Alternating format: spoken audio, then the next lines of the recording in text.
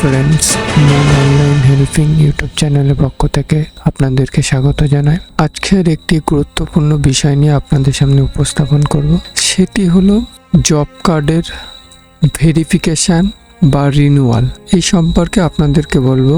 এই job card verification বা রিনিউয়ালের ক্ষেত্রে আপনার কি কি ডকুমেন্ট লাগবে, কোথায় যেতে হবে, কি পদ্ধতিতে হবে, সম্পূর্ণ ডিটেলসে আপনার সামনে উপস্থাপন করব। যে এখন জব কার্ড ভেরিফিকেশান বা রিনিউয়াল হচ্ছে, আপনারা আপনাদের পঞ্চায়েত অফিসে খোঁজ নেবেন। তো চলুন ডিটেলসে আপনাদের সামনে উপস্থাপন করি। তার আগে আপনাকে বলে রাখি যে আমার চ্যানেলে যারা নতুন আছেন তারা অবশ্যই চ্যানেলটি সাবস্ক্রাইব করে রাখবেন এবং পাশে থাকা বেল আইকনটি ক্লিক করে রাখবেন। এবার আসি জব কার্ডের যে ভেরিফিকেশান বা রিনিউয়াল। এই জব কার্ড ভেরিফিকেশান বা রিনিউয়াল যদি আপনি না করেন তাহলে আপনার জব কার্ড থেকে আপনার নাম বাতিল হয়ে যাবে। এই জব কার্ড রিনিউয়াল বা ভেরিফিকেশান এটা কোনো অনলাইন কিংবা কোনো সাইবার ক্যাফে গিয়ে হবে না। এটা আপনার যে পঞ্চায়েত অফিস আছে সেই পঞ্চায়েত অফিসে আপনাকে যেতে হবে এবং ওখানে যে কর্মচারী আছেন, অফিস কর্মচারী, তিনি করবেন এই কাজটি।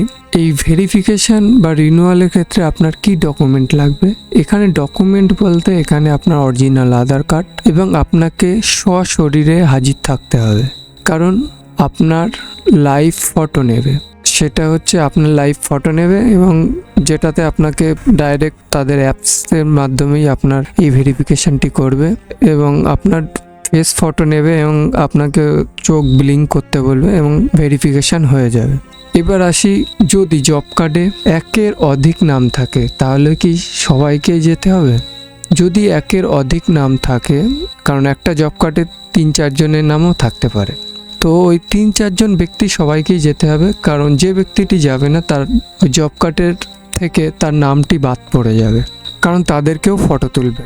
তাহলে আপনার আধার কার্ড এবং আপনার একটি ফোন নিয়ে যেতে হবে এবং আপনাকে সশরীরে হাজির থাকতে হবে। যদি আপনার জব কার্ডে একের অধিক নাম থাকে তাহলে সেই সকল ব্যক্তিকেই হাজির থাকতে হবে, না হলে যে ব্যক্তিটি হাজির থাকবে না তার জব কার্ড থেকে তার নামটি বাদ চলে যাবে। হ্যাঁ, এক্ষেত্রে একটা কথা বলে রাখি, যদি আপনাদের কেউ বাইরে থাকে, এই ভেরিফিকেশান করতে গিয়ে একজন বাইরে আছে যার জব কার্ডে নাম আছে, তাহলে সেক্ষেত্রে সেই ব্যক্তিটির নাম কিন্তু বাদ পড়ে যাবে, তাই সেই ব্যক্তিটিকেও প্রেজেন্ট থাকতে হবে। এবার আসি, আপনার যে জব কার্ডের অ্যাকাউন্ট অনেক সময় অনেক ক্ষেত্রে হারিয়ে যায় কিংবা খুঁজে না পাওয়া গেলে, তাহলে আপনারা কিভাবে সেই আপনার জব কার্ডের ডিটেলসটি বার করবেন সেটি আপনাদেরকে দেখিয়ে দিই। অ্যাট ফার্স্ট ব্রাউজারে এসে মহাত্মা গান্ধী NREGA টাইপ করে সার্চ করবেন। সার্চ করার পরে মহাত্মা গান্ধী NREGA এই পোর্টালের লিঙ্কটি চলে আসবে। এই লিঙ্কের উপরে ক্লিক করতে হবে। লিঙ্কের উপর ক্লিক করার পরে এরকম একটি ইন্টারফেস খুলে যাবে।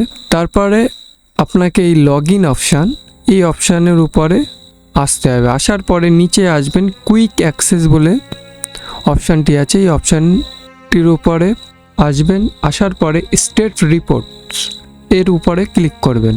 ক্লিক করার পরে আপনার যে রাজ্য, সেই রাজ্য সিলেক্ট করতে হবে। আমাদের যেহেতু ওয়েস্ট বেঙ্গল, তো আমরা এখানে ওয়েস্ট বেঙ্গল ক্লিক করব। ওয়েস্ট বেঙ্গল ক্লিক করার পরে তারপর আপনাকে এখানে ডিস্ট্রিক্টের উপরে ক্লিক করতে হবে। আপনার যে ডিস্ট্রিক্ট হবে সেই ডিস্ট্রিক্টের উপরে ক্লিক করবেন।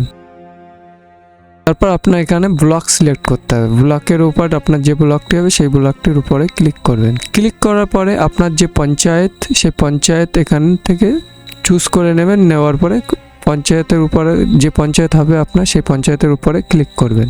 করার পরে এখানে যে 3 নম্বর অপশান আছে জব কার্ড এমপ্লয়মেন্ট রেজিস্টার, এই অপশানের উপরে ক্লিক করবেন।